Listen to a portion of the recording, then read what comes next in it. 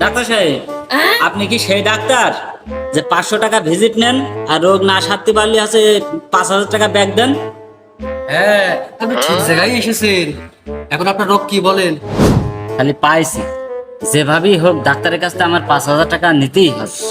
আচ্ছা ডাক্তার সাহেব, আমি যাই খাচ্ছি না কেন জিভে কোনো রকম স্বাদ পাচ্ছি না।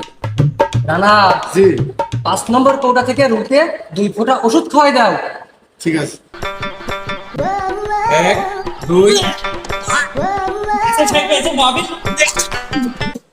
কংগ্রাচুলেশন, আপনার জিভে স্বাদ ফিরে এসেছে। এদিন 500 টাকা দিন।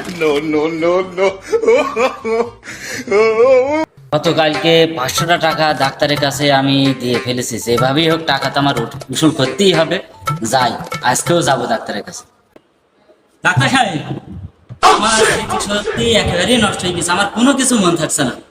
রানা, রোগীকে 5 নম্বর কৌটা থেকে আবার 2 ফোঁটা ওষুধ খাওয়াই দাও। ডাক্তার সাহেব, কালকে ওই 5 নম্বর কোটা থেকে আপনি যখন আছে ওষুধ খান, সে তো মোবাইল ছিল। কংগ্রাচুলেশন, আপনার স্মৃতিশক্তি ফিরে এসেছে। দিন 500 টাকা দিন।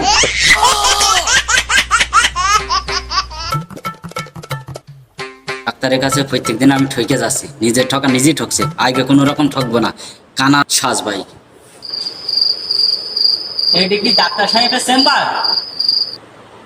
হ্যাঁ, আপনি ঠিক জায়গায় এসেছেন। ডাক্তার সাহেব, আমি চোখে কিছুই দেখতে পাচ্ছি না, এর ওষুধ দেন দিনই। আসলে ভাই, আমি তো অন্ধ রোগীর চিকিৎসা করতে পারি না। চিকিৎসা করতে পারেন না, তাহলে দেন 5,000 টাকা দিয়ে দেন। আচ্ছা ঠিক আছে ভাই, আমি আপনার 5,000 টাকা দিচ্ছি। 1,000 2,000 3,000 4,000 5,000, এই নেন ভাই, 5,000 টাকা নেন।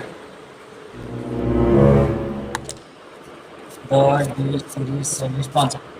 এ তো 50 টাকা। কংগ্রাচুলেশন, আপনি সব কিছু দেখতে পাচ্ছেন। দেন আর 500 টাকা দেন।